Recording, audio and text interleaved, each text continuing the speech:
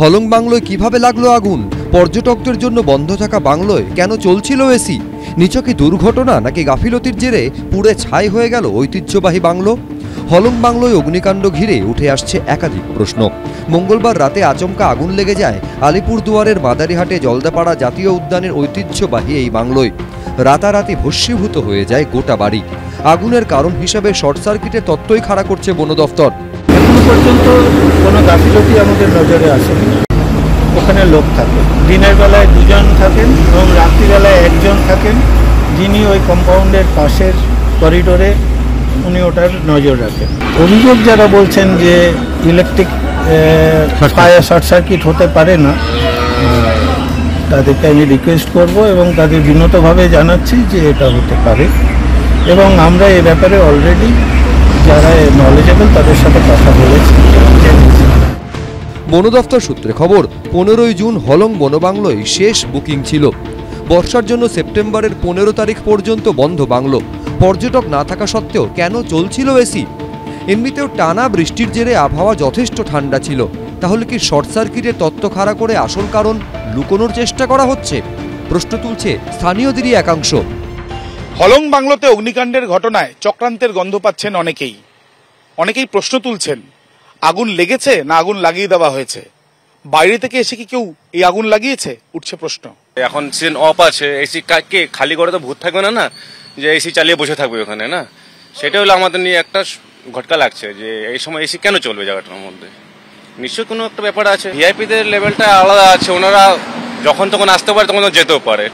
স্থানীয়রা বলছেন, পর্যটকদের জন্য বাংলো বন্ধ থাকলেও ভিআইপিদের জন্য সবসময় খোলা থাকতো বনবাংলোর দরজা। প্রশ্ন উঠছে, তাহলে কি অন্য কেউ বা কারা বাংলোয় ছিলেন? পার্টি চলছিল?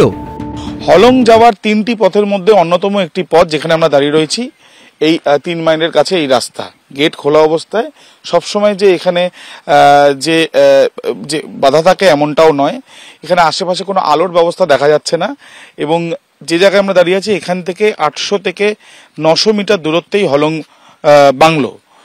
বাইরে থেকে কেউ যদি এখানে ভেতরে প্রবেশ করে, সেই ক্ষেত্রে তাদেরকে আটকানোর কতটা সুব্যবস্থা রয়েছে তা নিয়ে কিন্তু প্রশ্ন থেকে যাচ্ছে।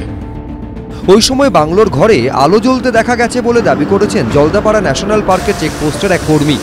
শেষ টুরিস্ট তো স্যার 15 তারিখে বের হয়ে গেছে। 14 তারিখে কোনো টুরিস্ট ছিল না, 15 তারিখে বের হয়ে গেছে সব। আলো কেন জ্বলছিল তাহলে বারান্দাতে? এটা তো ওরাই বলতে পারবে স্যার, আমি বলতে পারবো না। আমরা তো এইখানে থাকি। হ্যাঁ, ভিআইপিদের জন্য ভিআইপিরা থাকে আলাদাভাবে। 15 তারিখে পরেও যেতে পারবে। হ্যাঁ, যেতে পারবে যদি ভিআইপি থাকে। হ্যাঁ, এমনি টুরিস্ট এলাও নেই। বন দফতর সূত্রে খবর, মঙ্গলবার রাত 9টা নাগাদ আগুন দেখতে পান এক কর্মী।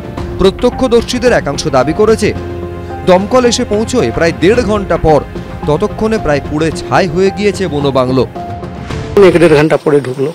20-40 বছর থেকে দেখে আসছি জিনিসটা, এটা কেমন একটা খারাপ লাগে। সতর্ক হওয়া দরকার ছিল। আগুন নিয়ন্ত্রণ করার জন্য যে যন্ত্রগুলো ওগুলো ওখানে ছিল? এটা বলতে পারবো না স্যার। দেখেছেন? দেখিনি স্যার। বৃহস্পতিবার ভস্মীভূত হলং বাংলো পরিদর্শন করতে গেলে বাধার মুখে পড়ে ফিরতে হয় আলিপুরদুয়ারের বিজেপি সাংসদ মনোজ টিগ্গাকে। দুবারের বিধায়ক, অপোজিশন চিফ হুইপ এবং বর্তমান আলিপুরদুয়ারের সাংসদ, তার সত্ত্বেও আমাকে এখানে ঢুকতে দেওয়া হচ্ছে। তার মানে বোঝা যাচ্ছে যে কিছু না কিছু এখানে ষড়যন্ত্র রয়েছে, অন্তর্ঘাত রয়েছে, ফলে কাউকে যেতে দেওয়া হচ্ছে না। যদি ভারতবর্ষের মানুষ, পশ্চিমবঙ্গের মানুষ পশ্চিমবঙ্গের এলাকাতে ঢুকতে না পারে, তারা আমরা যাবো কোথায়? আমরা তো কোনো পাকিস্তান, বাংলাদেশ থেকে আসি না। মাদারিহাটের মানুষ তো জানতে চাইবে, কেননা আমাদের আবেগ এখানে জড়িত আছে যে কি কারণে আগুনটা লেগেছে।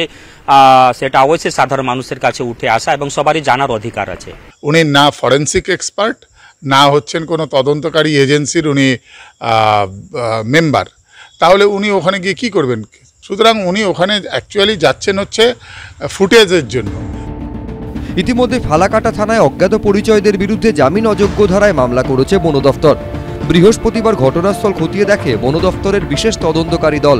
নমুনা সংগ্রহ করেছে ফরেন্সিক টিম।